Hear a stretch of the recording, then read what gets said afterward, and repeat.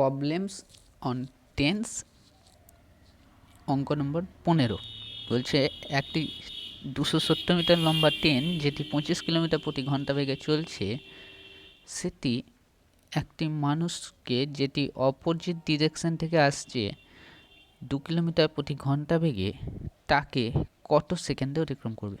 মানে এই একটা ট্রেন 270 মিটার একটি লাইনে চলছে, ধরে নিলাম এটা একটা লাইন,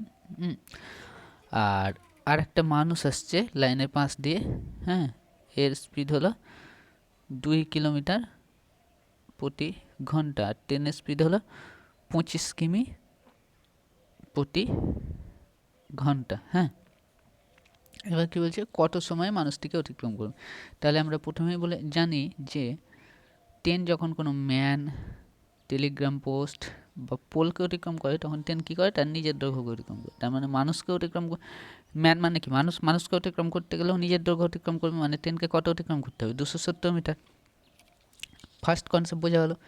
তারপরে কনসেপ্ট যেটা, সেটা হলো যে দেখো আমরা আগে অঙ্ক বলে কি বললাম, দুটো ট্রেন যখন একে অপরের দিকে নির্দিষ্ট বেগে আসছে তখন তাদের স্পিড কি হয়ে যায়, S1 প্লাস S2 হয়ে যায়, কেননা দুটোরই স্পিড আছে।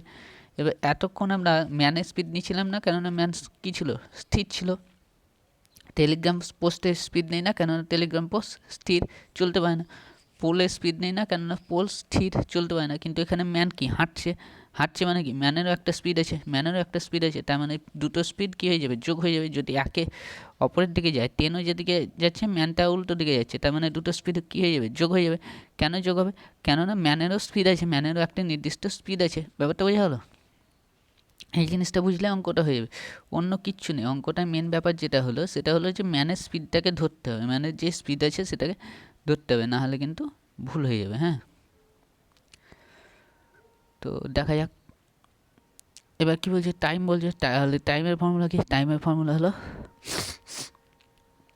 ডিস্টেন্স আপন স্পিড, ডিস্টেন্স কত, ট্রেন ম্যানকে অতিক্রম করতে হলে ট্রেনকে নিজের দৈর্ঘ্যকে অতিক্রম করতে হয়, মানে 270 মিটার। আর স্পিড কত, স্পিড হলো 25 প্লাস 2, ম্যানের কিলোমিটার প্রতি ঘন্টাকে মিটার প্রতি সেকেন্ডে করতে গেলে 5/18 দিয়ে কাটাকুটি করতে হয়। তাহলে এবার কাটাকুটি কর, 2 7 0 ইন্টু 18 নিচে আছে ওপরে চলে গেলো, আর এখানে কত হবে 2 27 গুণিত 5 হলো 27 কেটে গেলো, 1 0 10, 5 1 5, 5 2 10, তাহলে 18 2 36 সেকেন্ড। তার মানে অ্যান্সার বি এর দাগ। বোঝা গেলো, অঙ্কে কিচ্ছু নেই, জাস্ট কিচ্ছু নেই, কেবল এই জিনিসটাকে বুঝতে হবে যে ট্রেনেরও যেমন স্পিড আছে ম্যানেরও তেমন স্পিড আছে, অর্থাৎ স্পিডের ক্ষেত্রে দুটো স্পিডকে যোগ করতে হবে। এই জিনিসটা দুটো স্পিডকে যোগ করতে হবে, এটা যে বুঝতে হবে তারই অঙ্ক হয়ে যাবে। কারণ এর আগেই বলেছি যে ট্রেন যখন কোনো ম্যানকে অতিক্রম করে তখন কী করে, ট্রেনটার নিজের দৈর্ঘ্যকে অতিক্রম করে, এটা তো জানাই আছে। কেবল এই জিনিসটা জানার ব্যাপার, যখন ম্যান হাঁটবে বা চলবে এবং একে অপর দিকে আসবে তখন ট্রেনের সঙ্গে ম্যানের স্পিডটাও যোগ হয়ে যাবে। ঠিক আছে, তাহলে 15 উত্তর হলো এ, 15 উত্তর হলো এর দাগ। হ্যাঁ।